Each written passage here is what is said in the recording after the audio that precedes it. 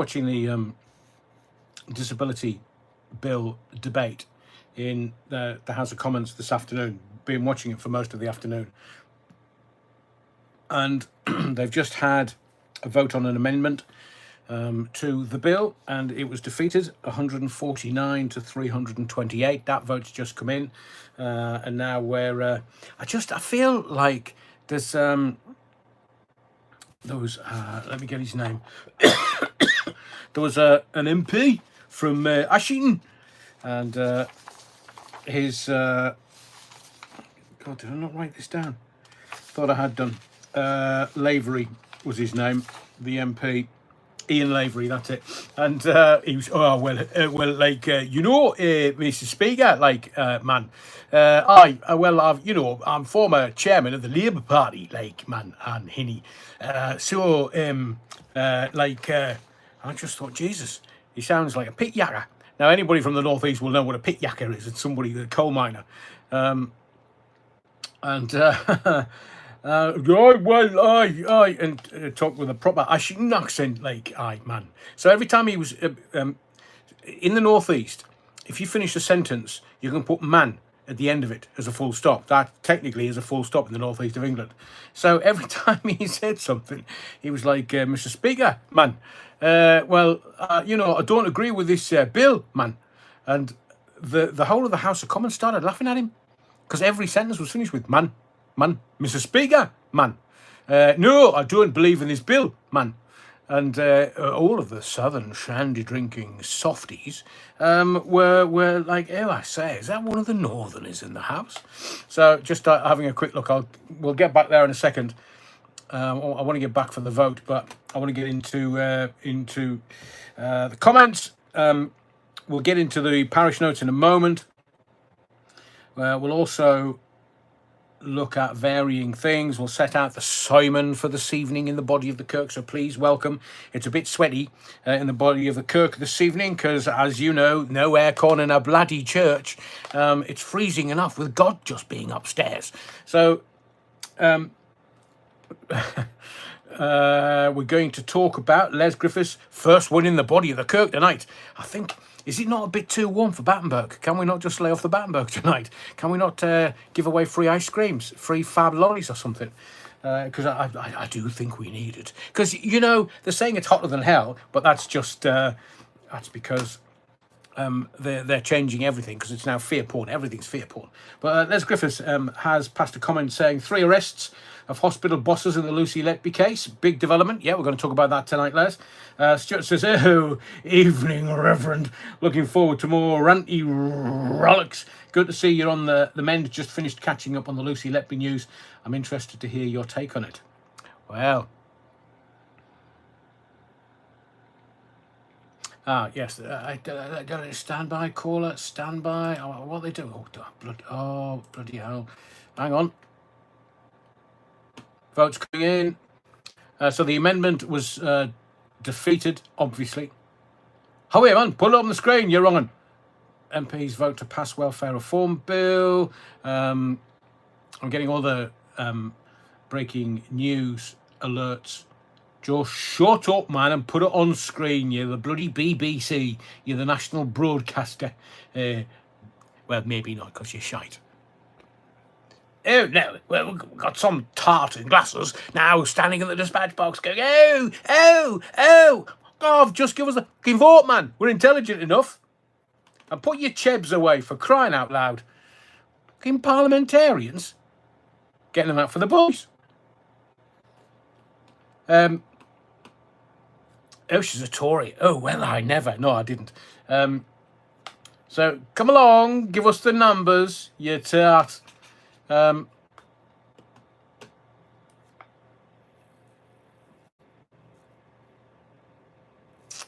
they not going to get into this? Oh, in the words of the Chinese philosopher, they can Foxtrot Oscar. Somebody will tell me. Right. Stuart says, evening, Rev. Looking forward to more ranty rollicks. Good to see you on the mend. Just finished catching up on the Lucy Letby news. I'm interested to hear your take on it. Yeah, we're going to have that. Paulie Galtieri, third in the body of the kirk. Good evening, Adrian. Yeah, utter wrong. Hope you've had a good day. It's been bloody sweaty. I'm so glad that this evening when I go to bed, it's a bit like Christmas Eve and day. When I go to bed this evening, it's going to be hotter than hell. And when I wake up in the morning, it's going to have lost 20 degrees overnight. Well, I never. But apart from that, I mean, you know, it's colder than hell. Everybody complains. It's a very wet and rainy summer. Everybody complains. And then we get beautiful sunny days and everybody goes, it's a bit too hot. The old bottle. Evening. Welcome to the body of the Kirk. Paul Mabley. Bloody hell. That was a bit heavy with your finger there, Adrian. Not a first. A bit like a 15-year-old. Paul Mabley says, interesting debate in the House of Commons this afternoon about PIP. Yeah, watched it. Some of it was deathly dull. But that's what they do it for, because they just like the sound of their own bloody voices. There was, I can't remember which MP it is. I just laugh because it's all full of shandy drinking southerners. Oh, I say, anyone for G&T? And then, no, shall we have Pims? Is it Pims o'clock? And then all of a sudden, why, man, I'm from me bloody constituency from the northeast of England. You're drinking what? You're drinking bloody Pims. What the fucking hell's that, man? You get that by the bottle. Where I come from, it's like water. It's like pish. We don't drink that. We drink beer in the northeast. We drink proper alcohol, not bloody Pims o'clock. My hairy arse. Just said a spokesperson. I'm just giving this a good old tug so I can see through me glasses. Tom Harney says, evening all, as a wrong philosopher once said, don't ask what you can do for the Battenberg, ask what the Battenberg can do for you. Make it nice and fragrant, Tom. Gary Shabbat, hi all, hope everyone's well, apart from a little warm. Alan Blindfold, evening all, evening Alan, welcome to the body of the Kirk. Fatal, oh I think, is that your first time, Alan? We love popping cherries, so to speak. Fatal Racing Driver, hello. I see you, oh hello all, with a heart of course. And Manda Sky, evening Adrian and Trat. Heart from Vixtex to all out there in the body of the Kirk and the world. The world keeps going round. Manda Sky, hang on, Manda Sky. He was Ellington, as in Duke. Soul Rebel, evening all. Derek Tomlinson, good evening all. Oh, everybody's been rather well behaved this evening and being full of manners. What? And we're only just at 7:30. Hang on, I just want another look at the BBC's coverage. So they're stuck on MPs vote to pass welfare reform bill. They've not given us the voting numbers.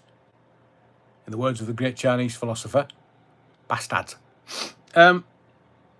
We got the amendment. Oh, they were really quick with the amendment. But I was watching Impassioned Pleas in the House of Commons. Impassioned Pleas, like, you know, me constituents, they're going to be worse off. Aye, that'll be the Muslims then. Oh man, you know, me constituents, I've got to fight for me constituents. That'll be the bloke from Bradford then. All his Muslim constituents. Oh aye, they're all on bloody benefits. The lot of them. The 5 wives and the 23 kids and the 10 houses. Oh, I've got to fight for my constituents, and these constituents, I mean, obviously they've got a telly, like it'll be a 60-inch up on the wall because they can afford it from their welfare, and they'll have been, oh, I say, our MP's fighting for our welfare. He's fighting for our free money, and our free phones, and our free houses, and our free NHS, and our free dentistry, and our free eye care, and he's fighting for all of the freebies that we got from this country by doing absolutely fuck all for it. And yet the genuine people who might have had an accident at work or maybe haven't been able to look after themselves and they're just looking for a bit of help from the state. For example, I'll tell you this.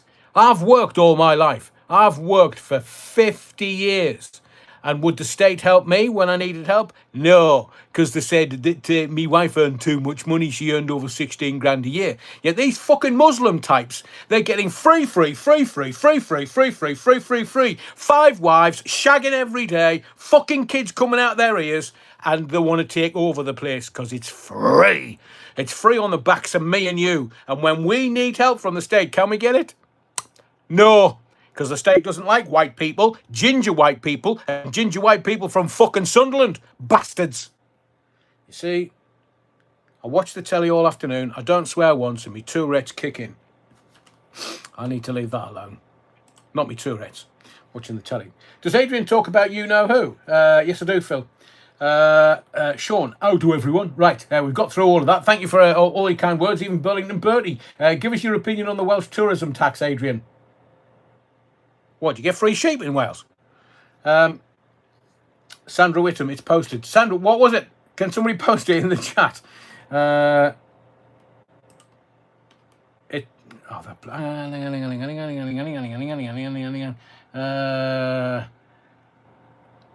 Let me just do this. I'll refresh the page, see if the BBC have put it on. Oh, I say, it passes by 335 votes to 260.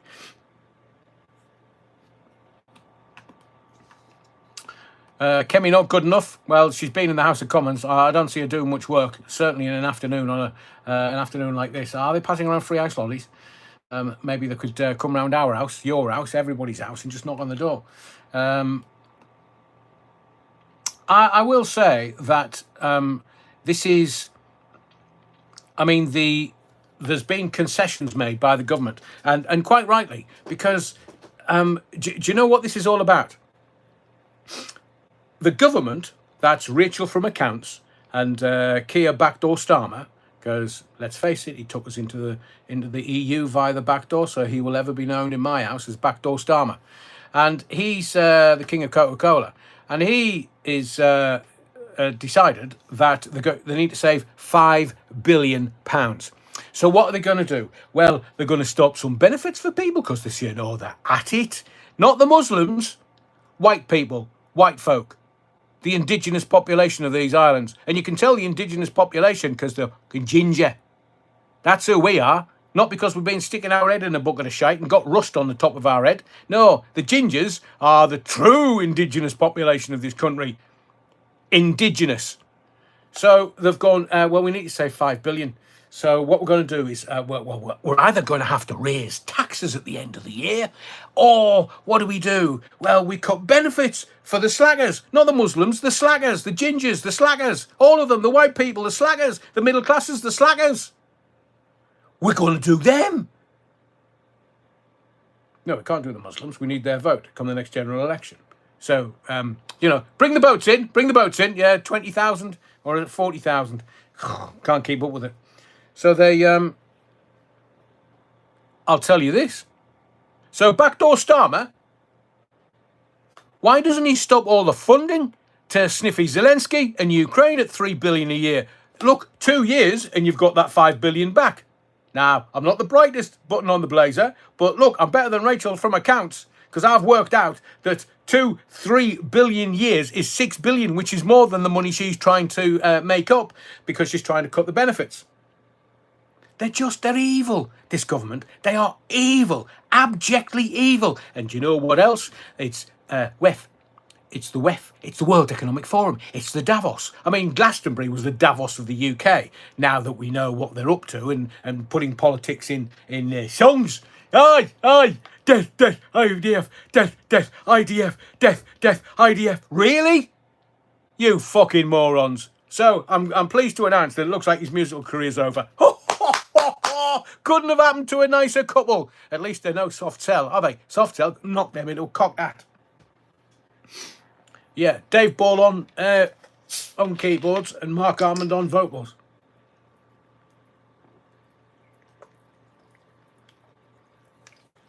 Oh dear. Really got to the back of my throat with that one, Your Honour. So that's what they're up to. WEF, and I keep telling you, watch Canada, watch Australia, watch New Zealand. So whatever is going through our parliament, in this parliament, has happened in Canada, it's happened in Australia, and it's happened in New Zealand. And oh, fan my brow, the assistant dying bill, well, it's already gone through in Canada, Australia, and New Zealand, because the WEF control those countries, man. And, Charles the Weak, he's not really a king, is he? Bless him, old lesbian fingers. So, well hung lesbian fingers. Rusty's roamings. Not much news coming out of Ukraine lately. I wonder why. Well, I'm telling you this. Dead men can't speak. What's the first thing that's going to happen when war's over in Ukraine? Sniffy's going to cark it. You think I'm joking? Just look, I'm not psychic or anything. I can't come up with the bloody lottery numbers for you. But I'm telling you, there are people in his country that want him dead. I mean, it's a bit like this country, except to get Starmer gone, you've just got to publicise the Fun Boy 3 and the Four Tops. If you don't know, you don't know. But if you know, you know. Stop laughing. Mephistopheles, egg and spoon. Egg and spoon? Spoon and egg? Egg and spoon? Two-tier Kia does nothing. Well, he does, Rich, but normally on a train. Choo-choo! Oh, we should call him that. Choo-choo Starmer. Choo-choo Starmer. Sakia, how was the Coca-Cola on the train? How was that lovely meeting with Mick? Sound like a dog with a hair lip. How was the German Chancellor? And how was the French, well, what can I say? Emile Macron and his husband. Did you get on well with them? Sniffy, best not lean out of a window. Tell me about it, Rich. And I'm telling you, he's done. But it's a bit like Netanyahu. Netanyahu doesn't want the war over in Israel because the bloody Israelites, they'll be there's a street in Ashdod that I walk down, and it's called Exodus. And every time I say, honestly, it's called Exodus. I mean, you know the relevance with the Jews and the Exodus from Egypt, don't you? Because Moses, because the Jews, the Israelitish, or the Jews, well, most of the Jews around the world are Ashkenazi, got nothing to do with the Egyptians. The Israelites are slightly different because they're not Ashkenazi. Some of them, anyway. So every time I walk down this street in Ashdod, which is a place in Israel, I have Bob Marley in my head going, Exodus. So every time I use the word Israelites, I've got Desmond Decker going, Israelites, man. Adrian, did you see the brand new fence surrounding the House of Commons? I did. Is that to keep them in or keep us out? What are they doing that for? Says Paulie Galtieri. I mean, what can they do? Maybe it's Wat Tyler and the Peasants' Revolt of 1300 and odd. Maybe they're expecting that. Because, they're not expecting the disabled. But why would they do that? You can't drive in there because they've got those big anti-vehicle things on the outside of the House of Commons. So we'll get to everything in just a moment because there's lots going on. Rusty Roaming says dropped. Isn't he just dropped by his agent? US tour cancelled. He'll think before he opens his gob next time. He's not going to get a chance to open his gob next time. I mean, I know that Glastonbury's taken they're going to fallow the fields so that the muddy wellies don't destroy the fields, and it looks like taking a year off. Les Griffiths, there's a new fence just gone up around the White House too. I know, Les, and that's probably for the same reasons. They're expecting us to kind of go, we'll own nothing and be happy. Here, how do we end shite, man? And I did expect Ian Lavery today, excuse me. Now, I did expect Ian Lavery this afternoon to go, why, man, Mrs. Speaker, man? Yes, Mrs. Speaker, man, I've just, and I honestly, I was waiting for him to go, I'm not for this bill, I'm against this bill, you can had away and shite. Because in Ashington, they would say, had away and shite. I just thought, oh, please, if God was a Mackham, he would make somebody from Ashington say, how do we end shite in the House of Commons? That would make me roar for laughter. And honestly, I'd cancel all these lives because my work here would be done. But yes, new fence has gone up around the White House. Letby's B Avenue. Very good, Paul Morton. And Mephistopheles, car ramming of peace barriers. All that car ramming, you know what those MPs are like? Mucky bastards. Putin never travels by plane. Mind you, loads of people have forgotten it, and we will get into, we'll get into the Simon this evening and tell you what we're going to do in a moment. But I can't even remember his name. I can't even remember the organisation's name. But I just remember the guy who was heading up this mercenary group. And the mercenary group were paid $6 billion by the CIA to assassinate Putin. But what the CIA didn't realize was that Putin was his best mate, and he used to be Putin's chef, so he was best mates. So you can absolutely guarantee that both Putin and he split the 6 billion to 3 billion each, and he was seemingly going to chase Putin back up to St. Petersburg, do the job, and then they never went up to St. Petersburg and didn't do any job, and then seemingly he was disappeared, and then Putin came out and went, oh, hang on, that's a plane crash. Yeah, that's a plane crash. That's it's got bodies in it. Yeah, so how much did I get? 3 billion. Right.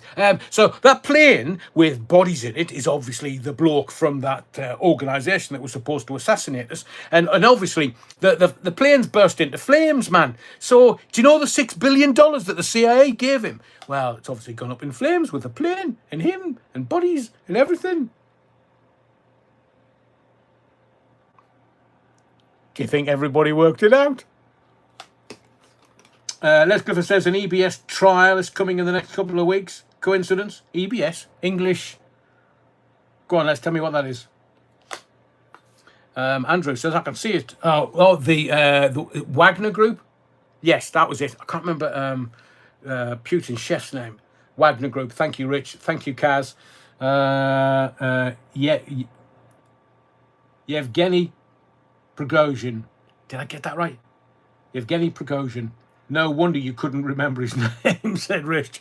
I know, it's a bloody heat, man. But fair stab at it. Thank you, Rich. CIA. And do you know what else? What else? Just can we hold 10-second silence? What's that? 10-second silence, if you're being facetious. But what that is two blokes that kicked off at Manchester Airport, because we saw the video. So we can comment on the video, can't comment on the process of law, and I'm not going to. What I am going to comment on and talk about is the process of no media coverage. That 10-second silence was an homage to a case that the whole country was up in arms about, but the government has made sure you don't know anything about it. You think that it's the mainstream media that are like, lads, right, no, we're not going to send anybody up to Manchester, don't need to report on that. We've got all this other stuff going on. Lucy Letby stuff is being released into the press, and we've got other stuff being released into the press. We've seen Jordan's arse in the press, and she's definitely had a Turkish lift, and somebody's saying, oh, she's looking rather well for 75. And I'm like, oh, dear Lord. I think I might just want to heave. She's about as attractive as roadkill. And in my view, and I can say, well, go on. Emergency broadcast. Oh. Well, didn't the emergency broadcast system, thank you, Les, didn't they try and say, right, we're going to have a test, and because you know who's running it, don't you? The rich boy Sunak's missus. She's doing all that. They own it. Did you watch the Ducky Lady video, Adrian? No, I didn't, Les. Didn't. Stick us a link in there, and I'll come back to it after I've done this. So the emergency broadcast system, they did a test, but it's fear porn. That's all it is. Fear porn. The problem is, the old uns that had any experience of World War II or the subsequent fallout from it, they had all these sirens going on, and a bit like a Frankie Goes to Hollywood 2 Tribe song being played every 3 minutes. It don't faze them. It's like, oh yeah, whatever. Hitler tried his best. It was shite. We won. 2 World Wars, 1 World Cup. We won. So the old ones, it don't faze them. But the little ones, the teens that were locked down for 5 years and couldn't meet their mates at school, and the 20-something Gen Z who, fucking, they're all depressed and anxious and stuff and all full of their own self-importance, they're like, I'm having a panic attack. I'm having a fucking panic attack. Who switched the sirens off then? It's fear porn, you morons. That's all they're doing it for. Jesus. Andrew says, doubt this country will get any better. Now it's done for. It's done for. It's done for. Giving all the money away, giving it to everybody else but us, the people that actually put into the system. They give it to everybody else. All the freebies, all the 25 wives and 500 children and 25 houses I only came across on the dinghy last week. Cheers, Les. It is fear nudging. All right, says I see you. Of course it is. So, what we're going to talk about tonight. It's not going to be a long one, said the bishop to the actress. We are going to talk about, well, Diana. Do you know it would have been her birthday today, July 1st? We're going to talk about Diana. She was murdered at 36. She would have been 64 today. Wouldn't have been a wrinkle in sight. Because you know what the royals are like for plastic surgery. Oh, did I say that out loud? Hang on. Did I say that out loud? You can't see my lips move. Where's it? A couple of hibiscus when I need it. Kaz says, is the EBS not the BBC? Because I would only watch that in an emergency. Yes. Here is the sound. It was that really posh guy. Can't remember his name. Can see him. Can't remember his name. This is the sound. So what I am going to do is, because do you know how I know she was murdered? Do we want to go down that rabbit hole tonight? Do you want to know how I know? Because you've been watching the video. You've been watching the video that Mr. Fayed supplied to the news media of Diana and the CCTV coming out of the back of the Ritz in Paris, gay Paris. Well, it would do with a fucking shirt lifter for your president. Gay Paris. And she comes out with close protection and Dodie and they get in the car. What you missed was the registration of the car. And then this car had a crash in the tunnel in Gay Paris. Beata, I can give you breathing techniques that will help you with your panic attacks. Don't go to the doctors because what they're going to do, they're going to make money out of you. So I can give you breathing techniques to help you with your panic attack. And other techniques, both mental, spiritual and physical, to help you with your panic attacks. The reason why I've not had any panic attacks is because I know what to do. So, bit like taking the jibber jabber. Hey, oh, I'll try and do the right thing. Me? No, you can go off. I'm not taking that. I don't even know what's in it. Mercury? Oh, I can get some of that out of me thermometer. What do I need a jab for? I can just go and suck it out of me thermometer if I want a bit of mercury.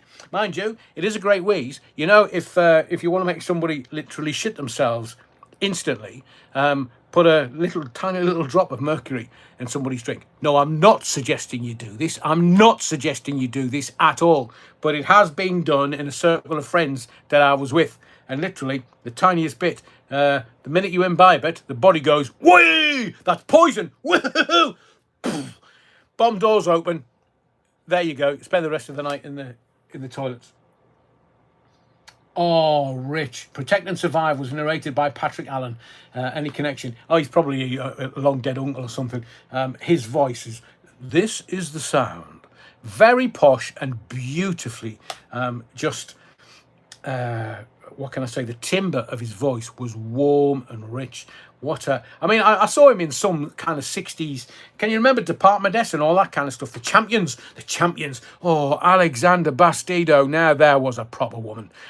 She got me through puberty at 5-year-old.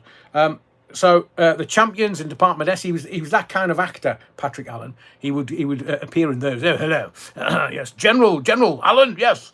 But he did all the emergency fear porn announcements that used to go on the BBC. Pauline Makepeace. Wasn't that the bloke with the voice for the scary warning, the man from the Barrett housing advert? I think he might have been, you know. But there are more intelligent people on this live who will know. Les says, people who should know better blamed Philip and Charles for what occurred in Paris. The real culprit was not Philip, but... Really, Les? Well, I will say this. That it was... Should we go down this rabbit hole? I wanted to talk about Trump and Musk. I want to talk about the Lucy Letby development today. I want to talk about, hello, me name's David. Me name's David. I'm back in the press again. No, I haven't been out of the press. We'll do a Beckham watch in just a little while. 2025, it's going to be the year of the cleanup. What do I mean by that? Oh, well, you know, Psychic Adrian's just telling you what's coming. I told you about the PSYOP. There's been plenty of those this year. And this 92-year-old boy's been jailed for rape and murder 60 years later. Have you seen that reported today? Oh, and Rachel from Accounts. I mean, it's not like they're making it obvious, really. They're making it obvious. So let's talk about Diana. So today would have been her 64th birthday. 1st of July is her birthday. And there's our future king, King Billy, or Prince Billy, William Killy Billy. Just wait for the Scots. Just wait in Glasgow. When we've got King Billy on the throne, it's all going to kick off the Orange Men. Oi, oi, oi. Rusty's roamings. What's up with Beckham's foot? Has he dropped his ego on it? Possibly Rusty's. But I think Posh might have crossed the legs too quick because he's done fingers and knuckles and stuff. Not quite sure how. But he was in. I'm in hospital. I'm in hospital. Quick, call the press. Call the press. I'm in hospital, man. I'm in pain. I'm in pain. He's in a bloody private hospital. He's worth 400 million. I'll go on the NHS. Well, he's shite, man. Vextech says 2025 is on fire. I agree with you, but there's going to be a massive cleanup. So let's, for the moment, Stephen Hall's seen the 92-year-old story. It was the same narrator on the Barrett helicopter adverts. Brilliant, Rich. Pauline Makepeace, Soul Rebel. Yes, that's what I thought. And amazing, isn't it? Says Stephen. I see you. Right, I'll leave those for the moment. I want to talk about Diana. Because you know that I was at the heart of the Fired organisation working on the Brompton Road opposite Harrods for his radio station Liberty 963. I was part of the management team when she was murdered. And it's just my view. I can say this. It's just my view. But I want to tell you about the developments today because, well, they're saying, oh, Diana would have loved Meghan, would she? Bollocks. She'll have seen right through her and she'll have given Harry a thick ear. Ear, mate. Downstairs for dancing, upstairs for thinking, not the other way around, mate.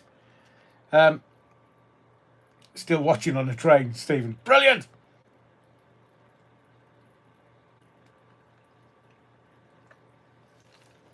We'll keep an eye on, see if Amalia comes into the body of the Kirk this evening. So today, Diana's birthday. She was murdered when she was 36 in the August.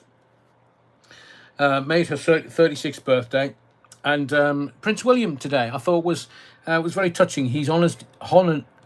Jesus, what's going on with my mouth tonight? He's honoured his mum's birthday by highlighting homelessness. Beautiful, beautiful.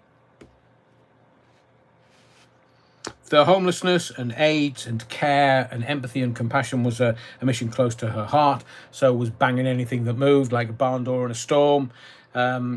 And just so we can have this debate, because I want to tell you what Harry did to honour his mother today. I mean, I can feel myself welling up. It's just beautiful. I mean, who would have thought this of Harry and Meghan? I mean, it's such a touching thing that they did today.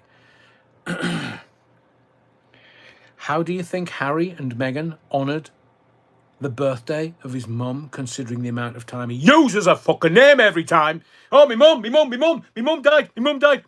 No, she was murdered. Harry, why don't you go and investigate that, man? You know who it was. You've been to a Diddy party. So, sorry. It is just, the emotion's too much. It's just getting to me. So William highlights homelessness as an honour and an homage to a mission close to his mum's heart. Harry and Meghan, they honour Diana and her memory by releasing their new rosé wine today. Nice. Grifters are gonna grift. Grifters are gonna grift. Gotta get those Benjamins coming in, Harold, darling.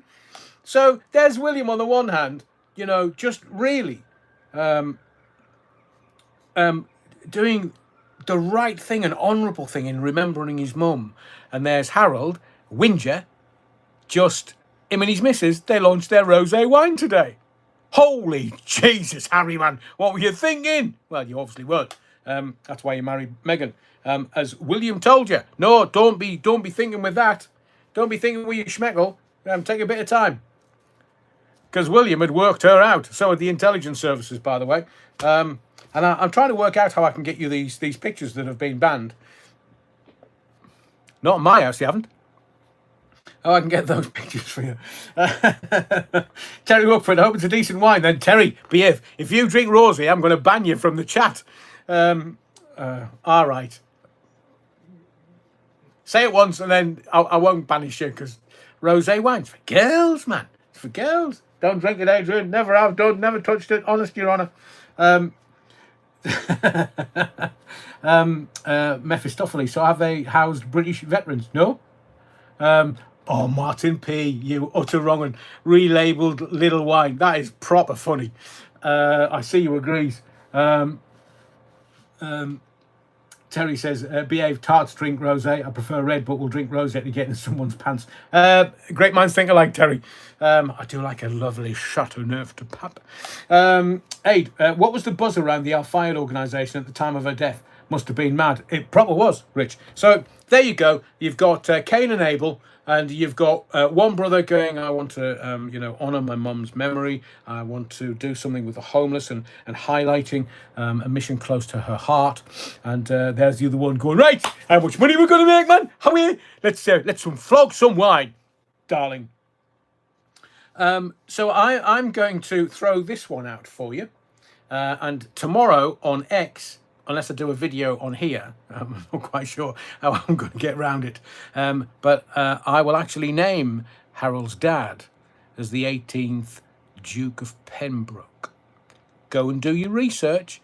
Google it. 18th Duke of Pembroke. Pembroke.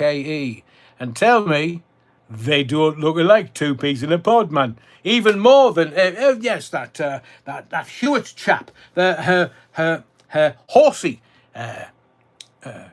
teacher thingy, instructor. Let me tell you, I don't think Diana had needed instructing on how to ride, to be fair. Terry Wookford, not as much as the buzzing around Paris on the Sunday. There were two MI and SF teams playing silly buggers there. I know. And you have to ask the question, why would they embalm the body of a woman who was a princess of the British royal family, one of the oldest bloodlines in the world, and one of the richest, possibly? Because they do have art and stuff hidden away that's priceless. So they are technically richer than anybody else, even the Rothschilds. Because if it's priceless, it means it doesn't matter how much money you've got, you can't buy it. William and Juan Carlos of Spain. No, I think, Ray, that William is genuine, because they have to have an heir and a spare, and they can't have an heir belonging to one of the royal dynasty. So I think Charles, yes, well, Camilla, darling, do you mind if I just go and take care of the future of the monarchy? I'll be back in a couple of hours. Yeah, she's a little unstable, but yes, I'll not be long. Stay undressed. Seconds incoming. So embalming is standard in France.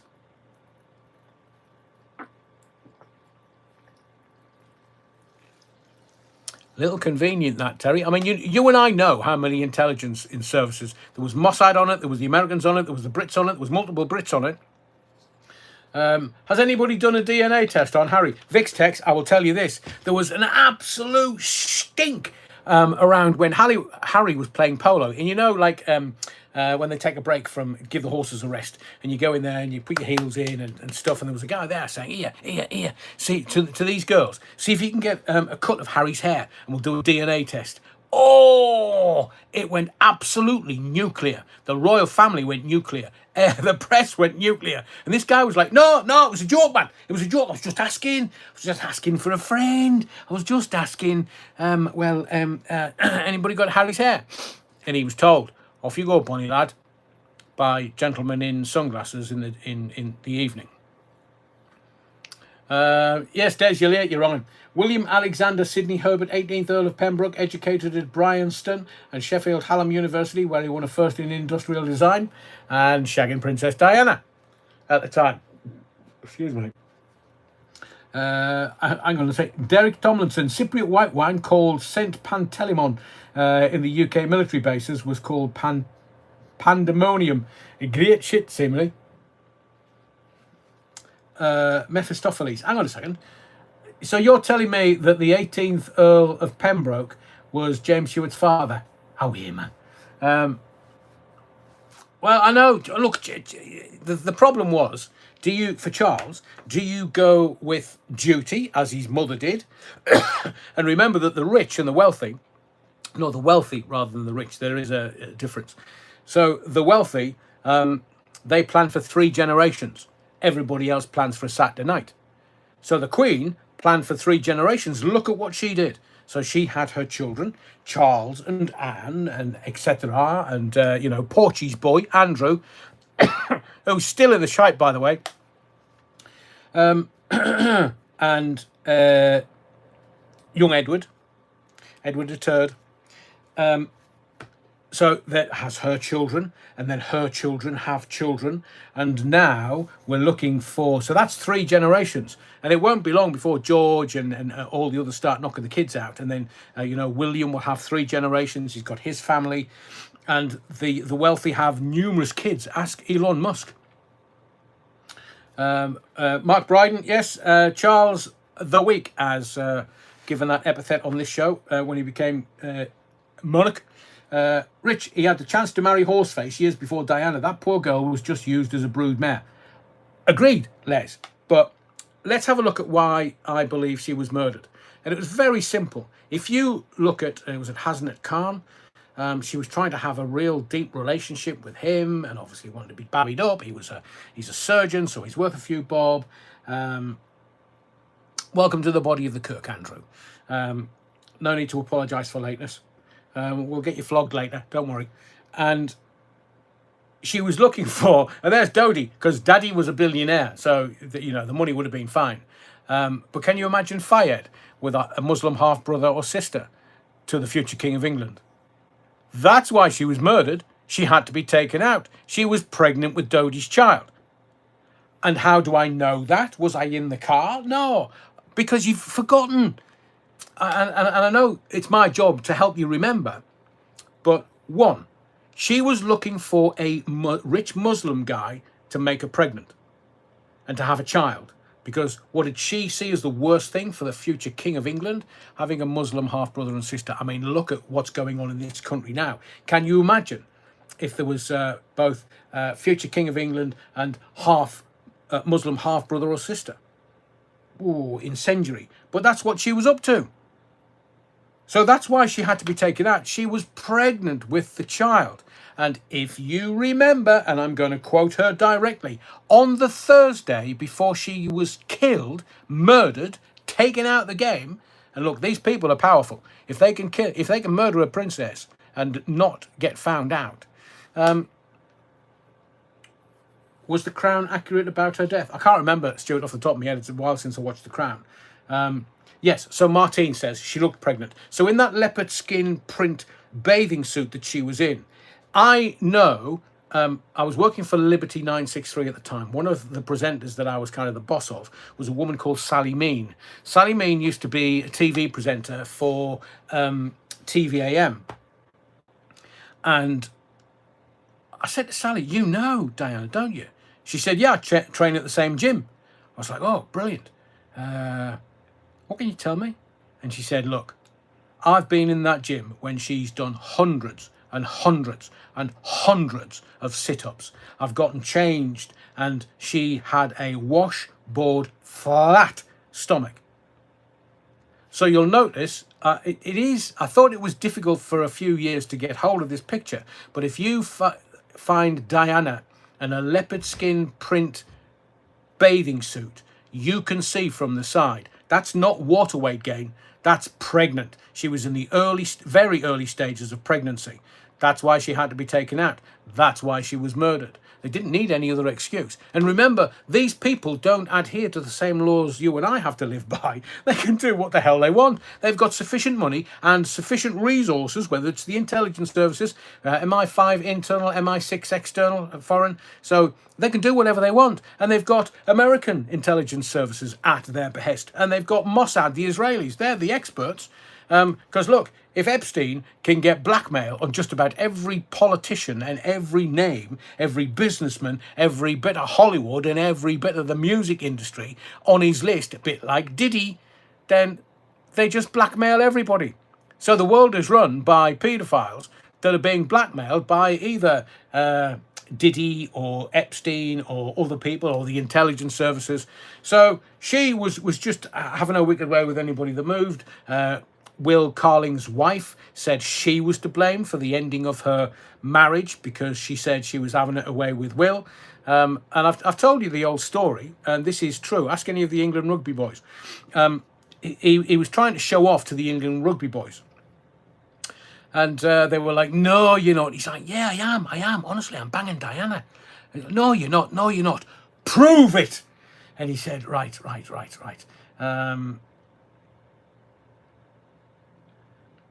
Terry, I'll get to that in a second. Terry, just to reiterate what Sally Mean told me. She was doing thousands of sit-ups. And remember, they have access to liposuction, no money, no object, everything. I'm telling you that woman was rake thin, did thousands of sit-ups a day, and her tummy, according to a witness that I worked with, said it was washboard flat. So yeah, I get that some women have little, mummy tummies, but because of the sometimes they have to go in through the sunroof, so they've got to open up the tummy muscles. So Will Carling got into a bit of an argument with the rugby lads on a drinking session, and they said, prove it, you're not shagging Diana. No, you've had too much to drink, you. And he said, right there. Hello, darling. Can you do me a favour? I just would love to see, can you send me some of your pubes over? Certainly. So the royal family have their own postal service. Don't have to use the postal service that we use, or certainly in the 80s they had a postal service. And literally, about half an hour later, at the place where Carling and the English boys were, and there's an envelope to Will with a kiss on the back. Open the envelope up, and there was Diana's pubes in the envelope. Fact, because I've had that from a couple of different sources. So what was I going to tell you? Yeah, so that's the reason why she was murdered. Diana was murdered because there was every chance she was going to have a half brother or sister to a future king of England. They don't want the bloodlines mixing. That's the worst thing in the world. I mean, it's bad enough having Jesus' bloodline in bloody France. What do you mean? You've never heard of Sarah and Mary Magdalene making it to France? And the Templars knew what was going on.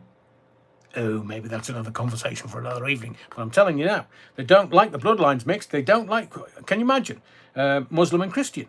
There's been wars for thousands of years over that. The limo that left the hotel had a different rate from the crash limo. I know, Les. That's what I've just said.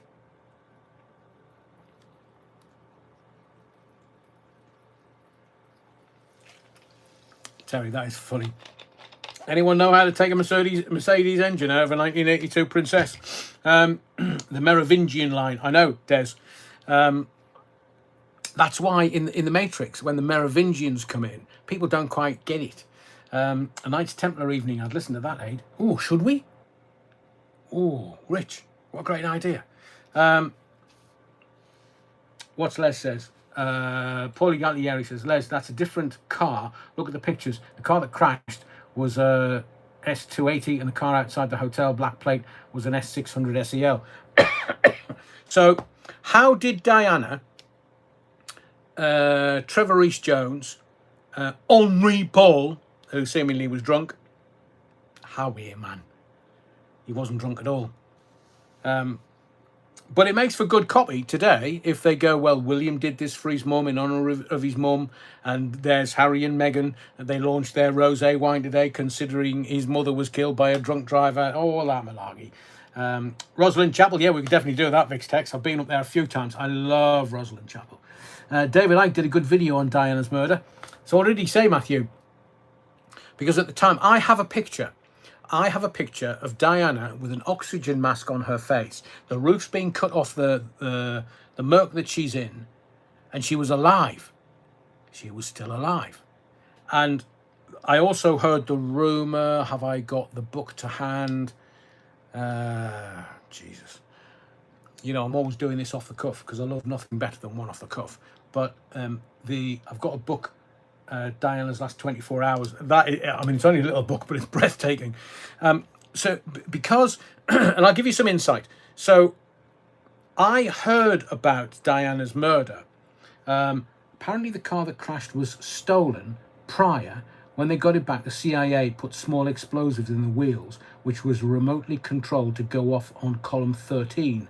Boston brakes technique. King, yeah, I was very well aware of the Boston brakes technique, and I still don't know how. They've still not released. So you're talking 28 years ago. They've still not released the Merc that she was in. They won't. Because remember, Fayed only used special forces as protection. Only special forces. I've told you when he came in for a meeting in opposite Harrods in our office, he would have the Harrods security. He would have a brick, so to speak, if you know military term. So it was a Harrods security at each corner. They'd come up in the lift. 2 Harrods had come out first. They turn right into an oblong room with our office at one end and the radio studios at the bottom end. They would come in and stand in the middle. And then 2 special forces would come in and then go down to one end of the office. And then 2 more Harrods security would come out the lift into the office and then stand in the middle, and then his 2 close protection officers would come in with him and stand outside the office. So in an office that would be, it's quite long. I'm trying to give you some kind of perspective so that you can get it in your head. Maybe 40 or 50 feet ish, give or take, maybe longer, maybe shorter. And Paulie Gallieri, yeah, the white Fiat was found burnt out with the cameraman inside. Topped himself, apparently. Of course he did. So did Dr. David Kelly.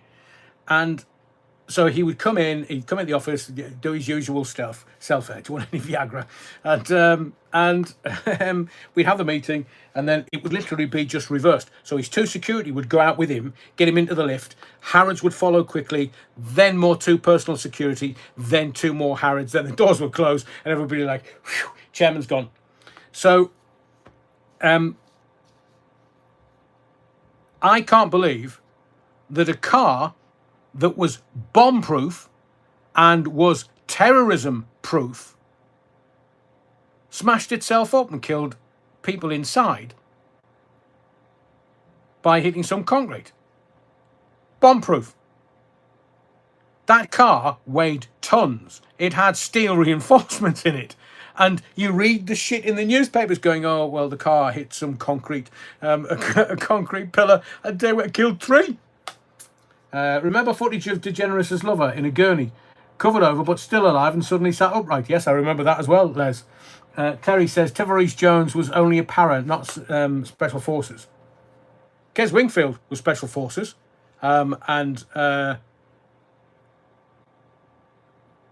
Let's have a conversation away from this, because I know more than I'm letting on, Terry. I would suggest that he was, but you might know something and I don't. Paulie Gallieri, she would have survived if she wore a seatbelt. No, Adrian. It was a standard Mercedes S280. Nothing special like the S600 SEL. Not according to Fayed. Not according to the rumours that were going around the Fayed organisation the day after. So I go in. So we... I've mentioned before, lots of shite being spoken here. The white Fiat driver was later identified as Levan. Thanks. Levan Than.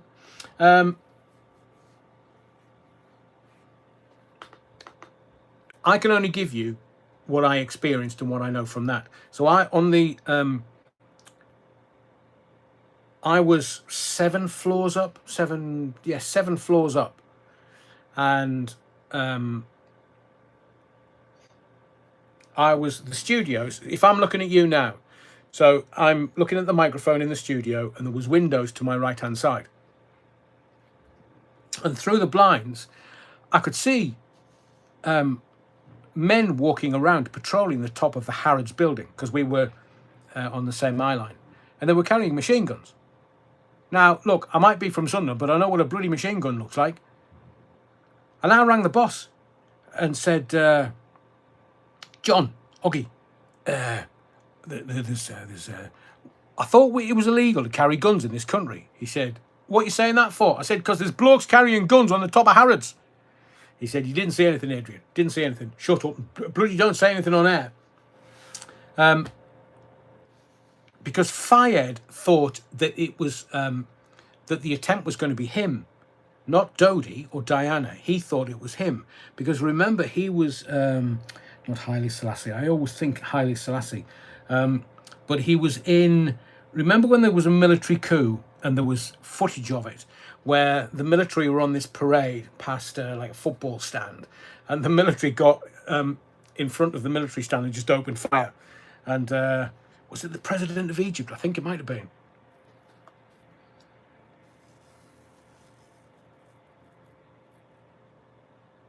Les Griffith says, can anyone explain why Queen Elizabeth II's royal crest was removed from the palace gates in 2018, 2 years before her official death? Well, the weekend of her death, Les, there was a, and I've said this before, and this is fact. So in London, you can pick up the Sunday newspapers on a Saturday night. If you go to Charing Cross station, I'm still, to this day, I'm sure you can. I used to go and buy the Sundays on a Saturday. I just thought it was one of those really quirky things that you could do in London when I was living there. And the front page of all of the News of the World, the Mirror of the People, all of them, they were carrying the story that the royal family were taking away the crests, the royal crests from Harrods.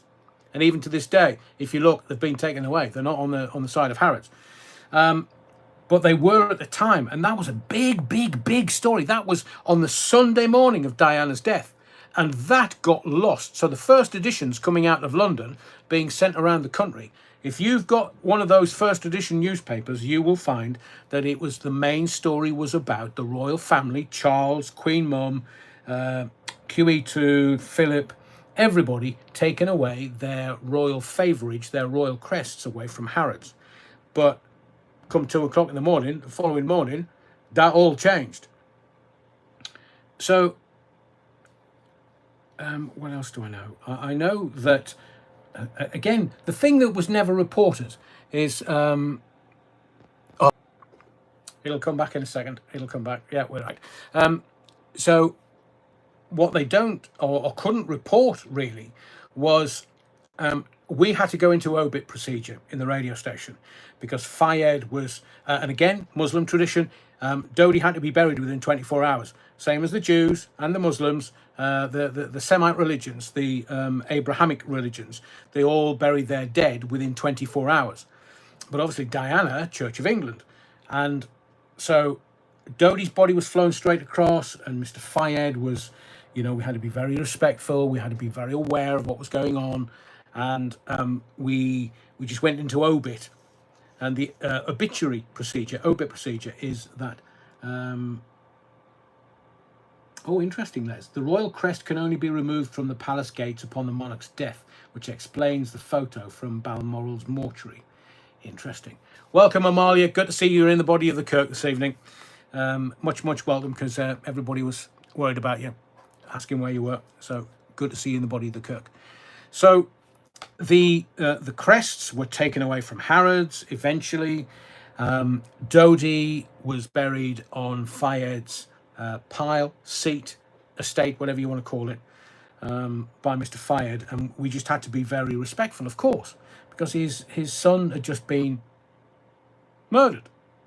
And that's when he really got his dander up, because he knew what was going on. He knew that there were dark forces in, recollections may vary, there were dark forces at work, as the Queen once told, was it Hewitt or Diana or somebody? And Mr. Fayed was inconsolable, if I may be allowed to break confidence. He was inconsolable. and we had to get on and run his radio station. So what we did was we changed everything. Obit kicked in. Obit meant that there was no adverts. There was only certain types of music, so it would be like Fleetwood Mac, Albatross, very very unassuming background stuff, because everybody just turns to the news and wants to see the news. And radio, when it goes into its obit procedure, is normally just for the death of a senior royal. And at that point, even though she wasn't an HRH, she was still considered the mother of the future king and still an important royal. So we then changed all the output. There was meetings. And from the Monday, we tried our best to be respectful. And still, every night, because I got there early in the day, 6, 7 o'clock in the morning. The books of condolence were 24 hours outside of Harrods. There was more than one. And I remember every time I went for the tube, the queues to sign the books of condolence that were kept at Harrods they were just huge. And there was a lot of tourists wanted to come and sign it. A lot of the Brits were inconsolable again. We also had that situation in the background where the Queen didn't really know what to do. She was up in Balmoral having her summer holidays in August. She'd done Royal Week in Scotland, and then once she's done Royal Week in July, she would go to Balmoral for a month or so. And she was in Balmoral, didn't really know what to do, but the Queen had to come back to London, to her seat, technically, which is Buckingham Palace. And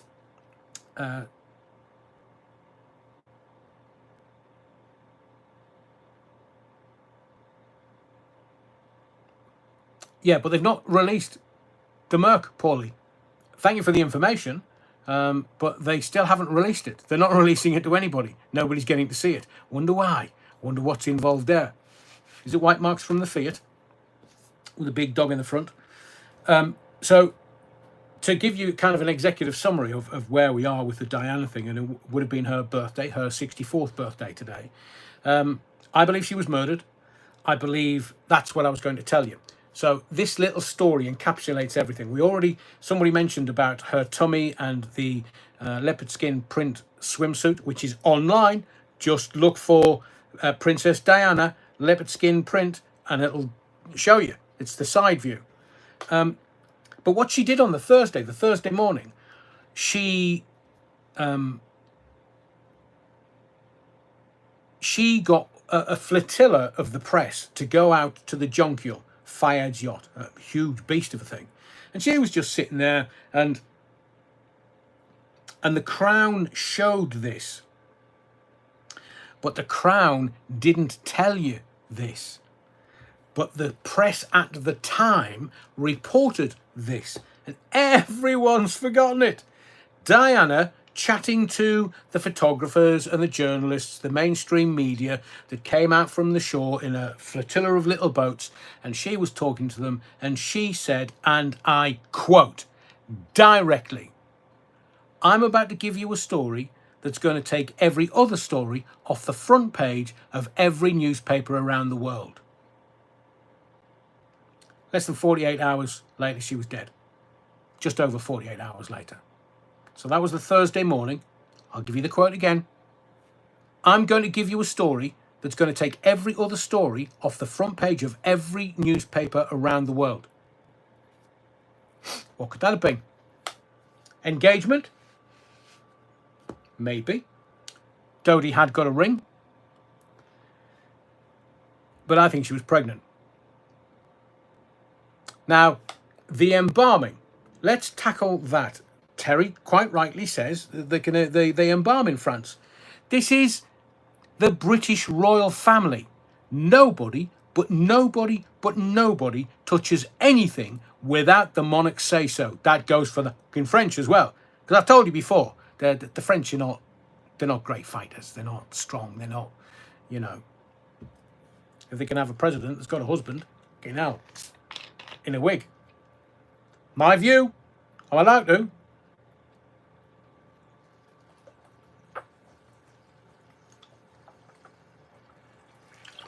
Marley says suspicious as hell. I agree with you. So, to embalm Diana's body without our monarch's say so Why did they embalm the body when no one would have given permission for a royal to be embalmed on a national foreign soil?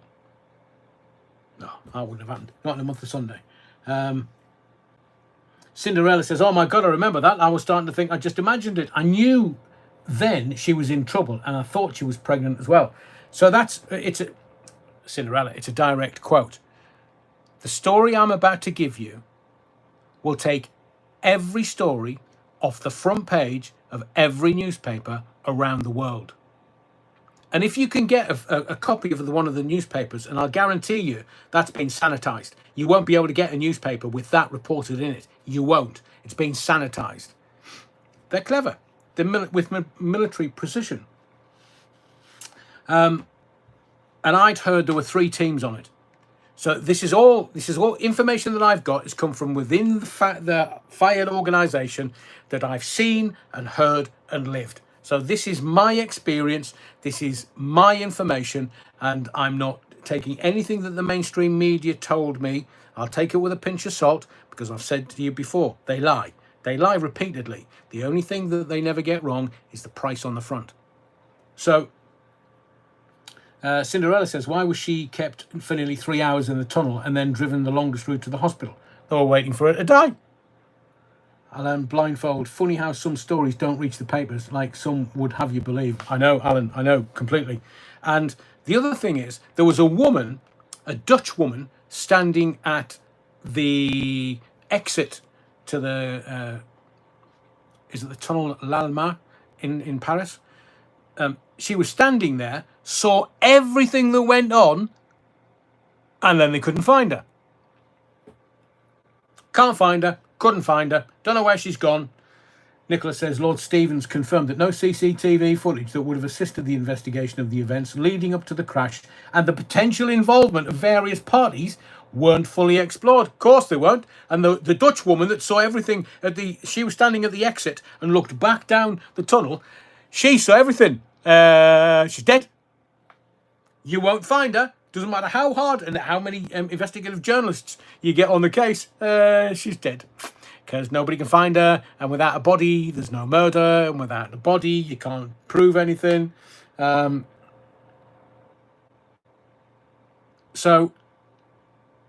I'm trying to think what else. It was almost this sequence of events that initially, how I found out was actually, I was at home. I lived in not far from Hampton Court, and I went to chuck some rubbish in the bin.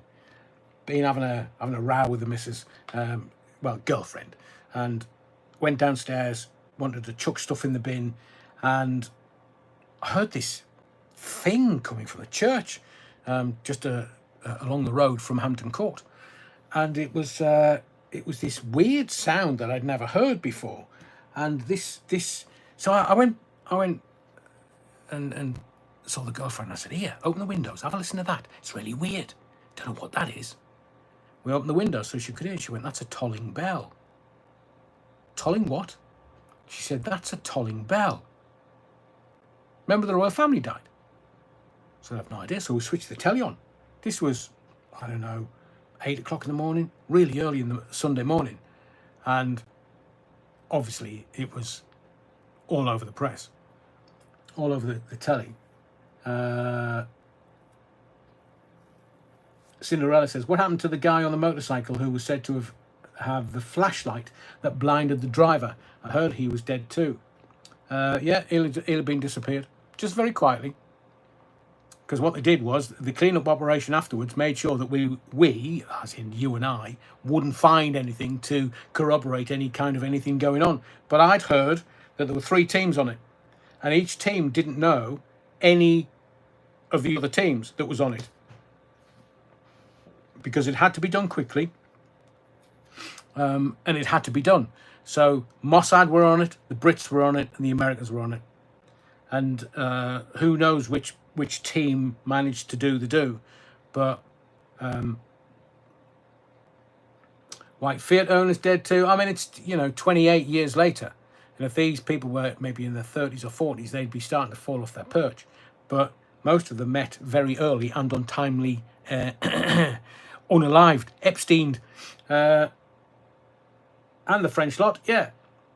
Terry says, no, you were 3 teams trying to take someone out, they start taking each other out. That was the whole point, Terry. That was the whole point. Objective had to be achieved, and it didn't matter if they took the other 2 teams out. It was just going to be... But that was from within the fired organisation. I'm not going to say my source, but it was from within the fired organisation. Yeah, she was JFK'd. Evening, Retro. Welcome to the body of the Kirk. We've been going an hour, you're wrong. So, I suppose happy birthday, Diana. Sorry you were Epsteined and unalived. But I just don't know why there wasn't more careful investigation. But then again, Steph Thundershots, welcome to the body of the Kirk. Amalia said that the Queen was protecting the boys. Understandable, Les. I think they must have been beside themselves. Well, of course it was a shock, but I think William had been on the Jonquil that week and then left to go back to the UK. He'd been with his mum. I'm not quite sure where Harry was. He probably sitting there and just do nothing. Steph Thundershots. Happy birthday, Diana. Always missed and fondly remembered. Yeah, I agree. She would have been 64 today, Steph. But as I said earlier, there's William trying to do the dutiful thing as a future king and remember his mum respectfully. So he highlighted a mission close to her heart, which was homelessness. And now Harry and Meghan, what did they do to respect his mum's memory? Launched their rosé wine to the world. But as I said earlier, somebody said today that, you know, how could they do that considering that Henri Paul was seemingly drunk at the wheel of a car that his mum was killed in? Drunk driver. I'm going to draw this to a conclusion. I never thought we'd get that far into Diana. I wanted to talk about Lucy Letby. I'll kind of give you some quick top lines. So we know that the disability bill has been passed in the House of Commons quite extensively. It's been debated all afternoon. It's to save £5 billion. But I've already said if I was Rachel from accounts to save that, I would just stop any money being laundered in Ukraine, any corruption going to Ukraine, any money going to Ukraine and coming back into politicians' pockets. Yeah, I'd stop that. And then we would get the £5 billion fairly quick. Lucy Letby, 3 senior managers have been arrested today on suspicion of gross negligence manslaughter. So the case is now active. So we can't speculate or talk about this at all in any way, shape or form because it's sub judice. I mention this all the time until I'm blue in the face, but there are some people who don't actually know what this means and still go ahead and get themselves into a shit ton of trouble. I know that because I got a word this morning because some NHS trusts were being emailed about it and they were emailing their staff first thing this morning about 9-10 o'clock. The person that I spoke to in a particular trust has speculated that it's probably the chief executive officer of the trust and the head of nursing. They're saying it's senior roles at the Countess of Chester Hospital. They're focusing on the action or inaction of individuals. I don't think this Lucy Letby case is over by a long shot. I've been saying it for months and months and months. I'm not suggesting she's wholly innocent, but I don't think she's as guilty as the courts made out. So I do think that we will watch this for developments and with interest. Remember, there's another live tomorrow night. I am going to do 2.5 hours tomorrow night. Might even do 3 if I can keep my energy levels up. But I am going to give you a real run for your money tomorrow night, because I know tonight's a little shorter than usual. So Lucy Letby, keep an eye on that. 3 senior managers arrested on suspicion of gross negligence of manslaughter. The police have stated they're focusing on action or inaction of individuals. There's the 92-year-old, we'll talk about that more, a railway worker called Ryland Headley, who has been found guilty at 92 years old of rape and murder 60 years ago. And he's been given life imprisonment, so he's going to die in prison. But is that adequate? We'll talk about Rachel Reeves tomorrow night, and I'll keep the 2025, the year of the cleanup. I'll keep that for tomorrow night, so we can talk about that. And I had 4 questions tonight, and we'll keep those for tomorrow night as well. There's going to be loads. I mean, there'll be loads and loads and loads of the press tomorrow. The Bovril, thank you very much. You're too kind. So we'll leave it at that for tonight. It's very warm, so I hope everyone is looking forward to the temperatures dropping somewhat around the whole of the country. I mean, some of Europe as well. But 30, they're going, oh, it's the hottest day of the year. It might be of the year, but it's not. 1976 was way, way, way hotter than this, way worse than this. But, they do love to big it up. They do like to inject the fear porn. Nicholas says, I'm absolutely no royalist, but making them 2 lads walk behind her coffin was barbaric. I'm with you, Nicholas. It was traumatic, PTSD possibly. Thank you, Stuart. Thank you, as always. Amalia, love to all. Looking forward to the cool. Yeah, so tomorrow night we'll be able to go for longer, said a spokesperson.